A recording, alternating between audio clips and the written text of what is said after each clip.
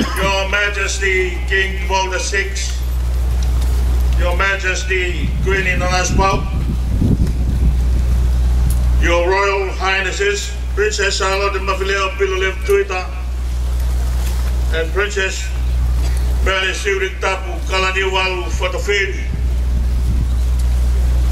Crown Prince Tubodo Olgalala, and members of the royal household, honored guests from Samoa, Fiji and New Zealand, representatives of nations and people from around the world, people of Tonga. We are gathered here to remember and to give thanks to God for the life of our beloved Queen Mother, Her Majesty Queen Halaiwal Mataho. Born on the 29th May 1926,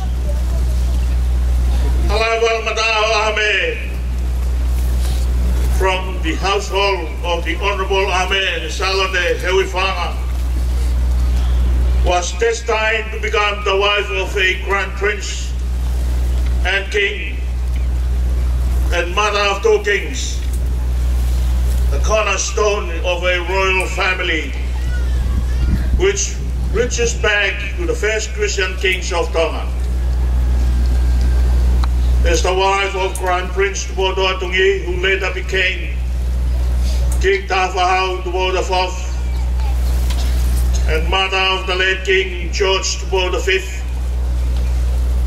and of our present beloved King Tubodo VI,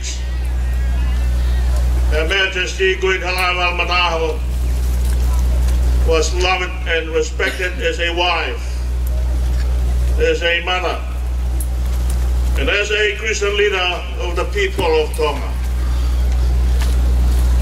Although Her Majesty Queen Halaiwal Mataho sat on the throne alongside her husband for more than 40 years, she had her feet firmly on the ground as mother of two kings and all people of Tonga. She understood the needs of people and reached out to them with warmth, grace, and compassion. Never afraid to give her opinion, Her Majesty Queen Halaiwal Mataho always did so in a manner which demonstrated the grace and compassion, bringing people to her point of view by the strength of love. She had a large heart which overflowed with compassion for all those with whom she came in contact. She had a long hand to reach out to the hearts of many people in need. A lady of deep faith and profound Christian commitment, Her Majesty Queen Halaiwal Mataho will be remembered for her work in the church, constant in worship, faithful with prayer, loyal in preaching the good news of Jesus Christ, diligent in participating in the covenants of the Free Wesleyan Church or the Methodist Church in Tonga. As an ex-student of St. Mary High School, she also observed some of the Roman Catholic form of worship. She longed to fellowship with the Catholic nuns. She showed us what it is to be a Christian lady and demonstrated how a life of faith should be lived. She was first and last a child of God and lived her life in His service. The text for my message is from chapter 31, verses 28 to 31 of the book of Proverbs. That proverb reminds us that her children rise and call her blessed. Her husband also, and he praises her. Many women have done excellently, but you surpass them all. Charm is deceitful and beauty is in vain, but a woman who fears the Lord is to be praised. Give her of the fruit of her hands, and let her works bless her in the case. Queen Halaiwal Manaho passed away on 19th February 2017 in her 90th year and 9 months. We remember and give thanks to God for a great lady whose faith was deeply rooted, whose service of her country was absolute, whose love for family, people and friends was genuine and rich. The Apostle Paul wrote to the Corinthians that faith, hope, and love abide. These three, but the greatest of them all is love. It is that love, God's everlasting and all embracing love, which will be the lasting gift of Her Majesty. Queen Mother Halaiwal Manaho to all of us, Tongan, and all who remember her. And God's everlasting love to Queen Halaiwal Manaho as He welcomes her into His open arms and continues to change her from glory to glory. Amen. Koto e historia tonga historia tu loa ke pangalo taimi. Yo to be a historia tatau ye to e moyo tatiti. Pe kai kena ya ne mo me ake aua. Ko historia ko atai ne nai fai fatongia mai fare hau oi fonua. Koe whare o ha mo ofo he tau e whitu ngo fulu. Pe tau tā hewa whawhitu, ke tau awhe tā whitu. Pe tā he neia, ko Halaiwal Manaho, ame. Pe whare o, ekno pere ame, te wita mano pangai tolu. O salo te hewi whanga, ame. O hanga na modua. Na e whatabui bea mei manawa, koe waif. O i princesi ke pirinis kalau ni o tonga, ko tu po toa tungi. Pe hoka toa bea ne whai whatungi a waifi ke ohana. Mo e kui ni kalau ni o tonga, e hoka ka pirinis kalau tu po toa tungi. Ko i tui o tonga, ko tau whahau tu po wha. Na ne hoka ka kui ni whehu ke tui e ua o tonga. Ko sias kupo ni ma ko nga whanua. Mo e kua ngana tonga o kei lako i whia ai. Ai ne awhi o ka tupo wono. Whata mo e whare o ha mo e ofu. Pe kone au ke tumtumu. O ne whai whatungia ko e kuin whehu o wheina tonga. Ma e tonga kotoa. Nai kai whakangatangata pe ta au whi ha mea. Aene mokoi mane fia ke whehu ke tonga kotoa. Mone ae polofita ko aisea e mai whaango fulu. Kane tau I matatari ni kominani de mosihoma. Kane whawhau honongu o hoko tau be. Kane puna ki o lunga hange hai kare. Nāne lere o I kai o ngosia, pea ne haere o I kai wai. Malunga ngā e puna I kare, kua ne whakatonga I angeia, ai mea kotoa peo ki lalo I e whonua. Nai a fio I pehe kuin halai wan ma aho no finangalo. Ai fie mau ai fonua. E ona ne fa fe au ke talonio tonga e tau e whang fultup.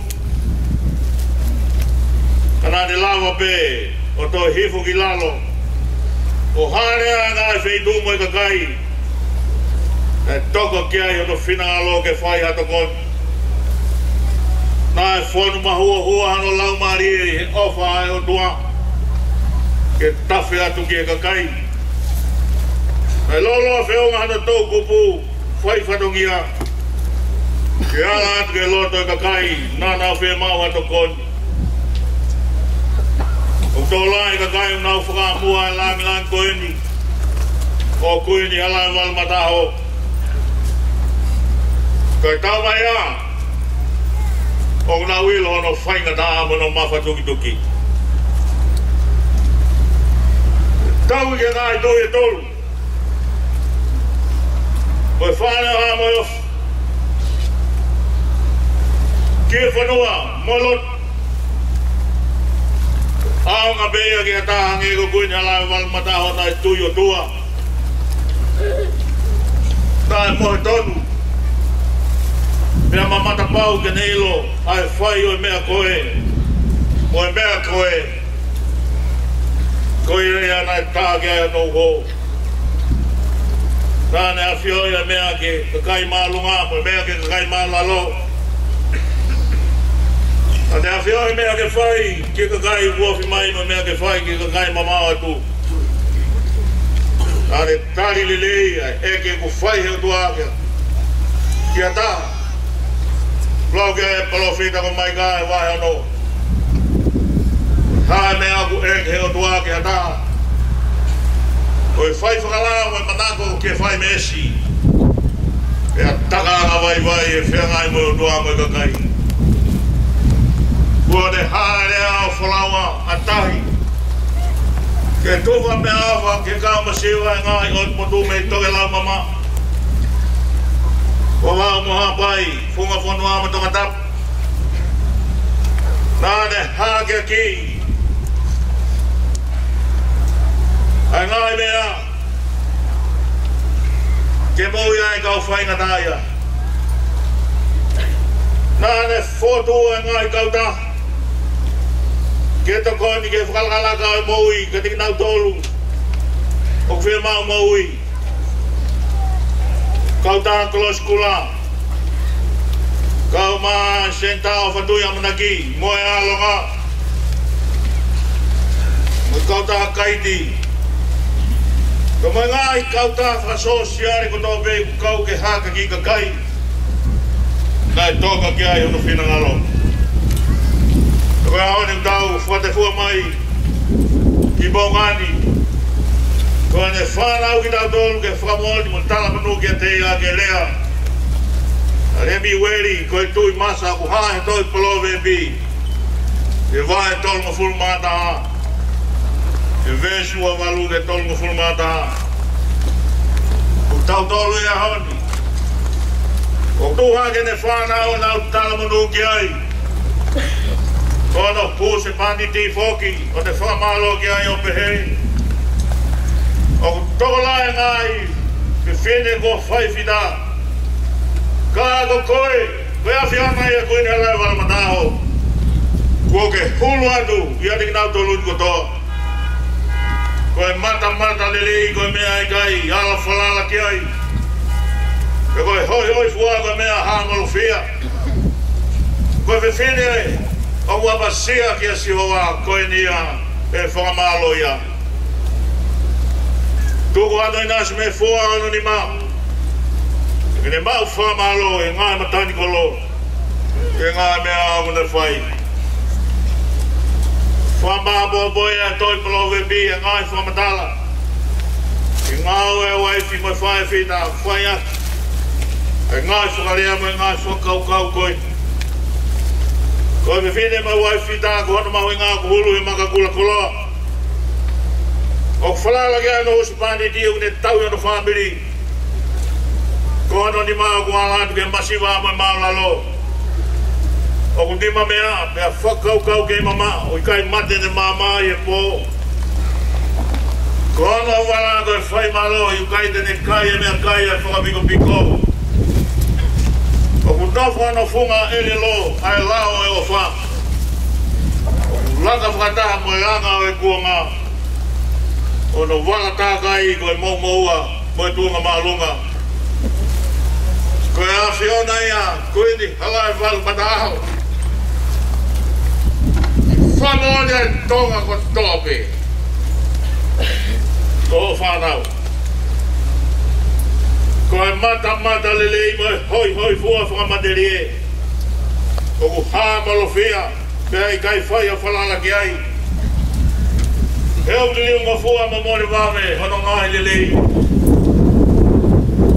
Whai ngā tāke, mata lelei mo hoi fua. Ia where mo whafo pehe, hono ngai whatongia. Ka ku mata lelei mo hoi fua ki o tua hataha. Hange ko koe ni halai walu mataho.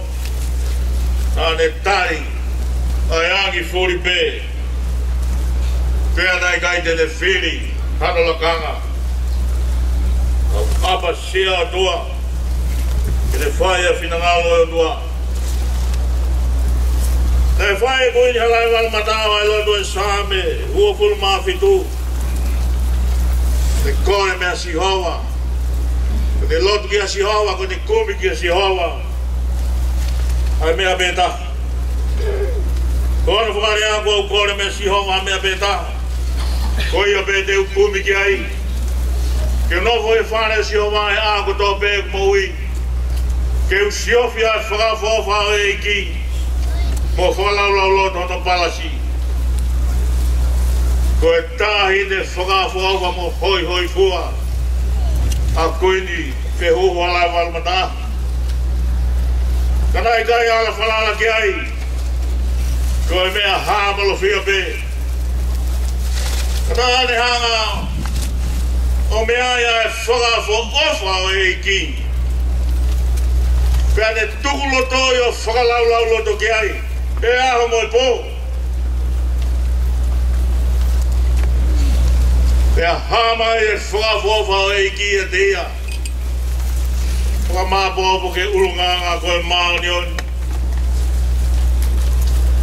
Nā e whakafofa ane whai e lotu. Ane laua e losalio. Pea mo ene whiohi mo e kau tāpo au. Nā ne tau i lau wholfola whakaanga e siesi. Tau e kalseti mo e ako naki. Ka mo e kātoa ngā tariu i September half of Fine. Ka ne malanga e kōsperi, o ngōngle leo si sūkalaisi. Ka ne kau e ngai, kōmiti pūre a e siesi. Apa sia o toa koe ni halai wang mataho, kua lai sia mua lai kolong. O kune lawa e ala i sia koe a apa hake ki he maalunga o funga sia. Koe me anga ho ik. Pea te toi kau e ala i kolanga, koe talalo i o sia unofa ke e kau whai whatungia. Whana mai o iki e ho ik o funga sia. Nā e ala i sia pea toi ala i kolonga, ai apa sia o tua kuini ala i wal mataho. Apa sia hai kai osi pe kaanga hatai. Koe ne koloa whakao sia nā ne whakatatai ai. Ai whamiri mo i kāinga koe hako o ahome. E hokono tau, hiwa mo fulu e tau kōsi. E whakahako no whinangalo, whakalea o pehe. O kui kai, ka toe mea. Ka koe lotu pe. Koe lotu pe. Koe lotu pe. Ngai po whaas e wiki kohori me tari noi maani o ni. Nāne hiwai. Toto hiwai himi tā wha. Eiki koe ofa au koe moana aku loloto. O whaena ne whakau e ne apasia o tua ke alai sia ke o tua. Pe alai kolonga ke kakai tokolahi. Ko o whau tūki mua e te tolonga e toi mea. Ke ko lau e apostol ko Paula. Kai Filipai au lakuri tō whae hofuru mātou. Aua, ka tolonga pēa tui. A manat, a ofa, a e toluni pēe. Ka ko nau tūki mua a ko ofa. Tō whaa, e mau kuin whehu halai wal mataho. Ka mau taui o kolofu mani hei kai aua. Koe apasea o tua. E alai sia me alai kolonga. Ko mo ui koe whaianga ia e mau tāno a mo e whakalakalaka. Ko sipinga. Koe makatohi. Ki o mau ngai loto. Ke mau ngole bia ngawe. Mai mo e whanua mai lotu. Koe whai anga ho mau whakatonuanga. Koe whehu o whena ho mau kuanga. Koe nā te moni, ko whai whatongia. Kia whewhene o whahoi fua.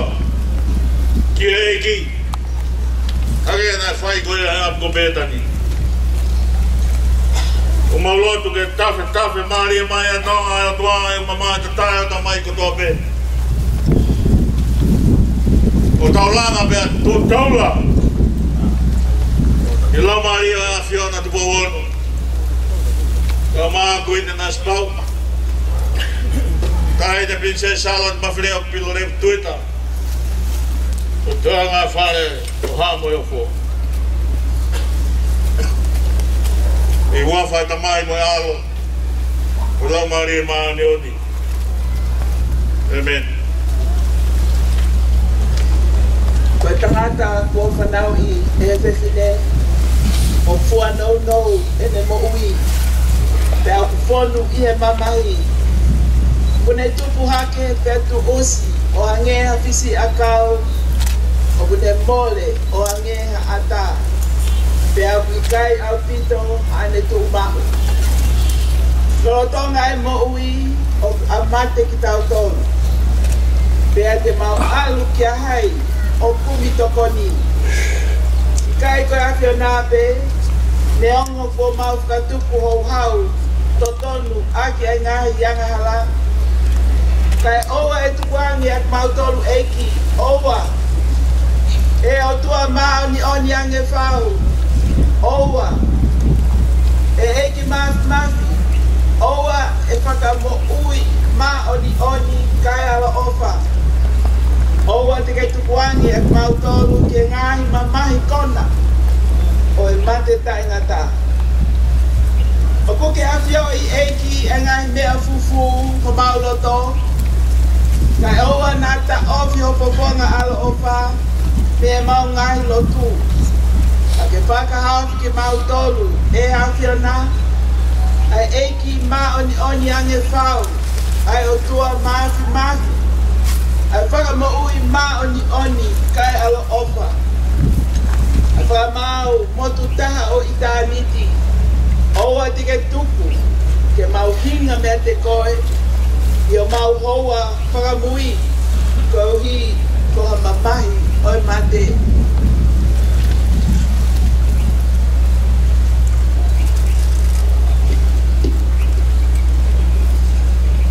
Ko mea e whinangaro e o tua maafu mawhi. E uianga e lau maari e. Si koe ni whehuhu. Harawaru mata aho. Koe au tau whakaulu i ono sino ke whunua. Ai kere. Ai e fu ki hef. E ilo pau. Kai longa ake nau tōru ko peki ai he eiki. Te nau tōtu ke mo i tāngata. E he eiki ko tau whakamo ui. Aia tene rio a sino e tau poraloani. Kia langa mono sino lang ia ona. Ne wangoi hare o me langina e pe mai. Tohi. Hireni au mono kia. Ai pe kia. O pe kia he eki. Ia fola e lau maari e. Io. Koe uhite nau malolo. E nau whao sia.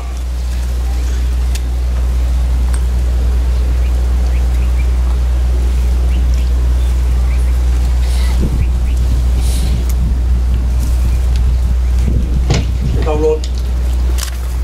E o tua mafi. Ai a fiona no fomo koe a ngahi lau maari e. O e kakai ko hiki i e eki.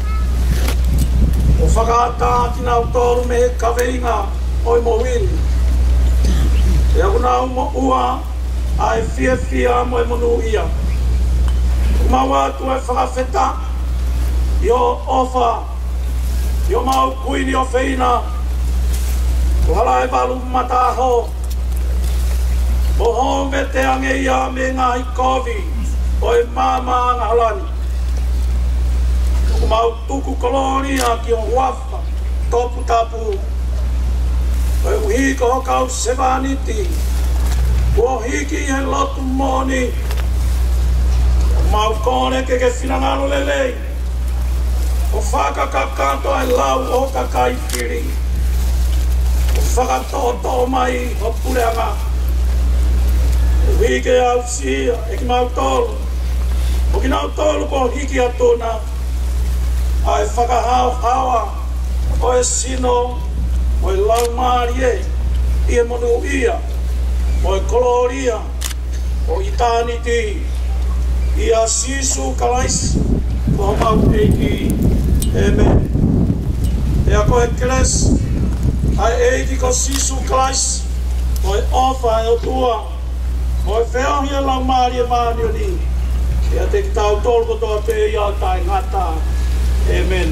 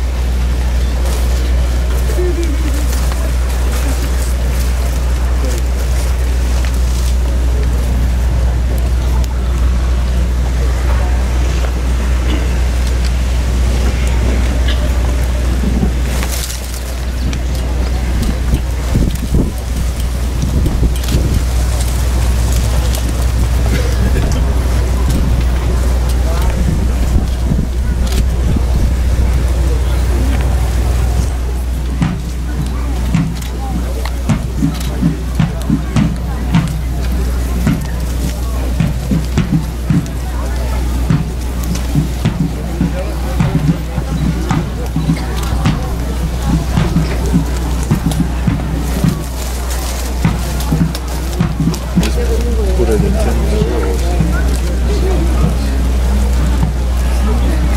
it's starting. I think it's a lot.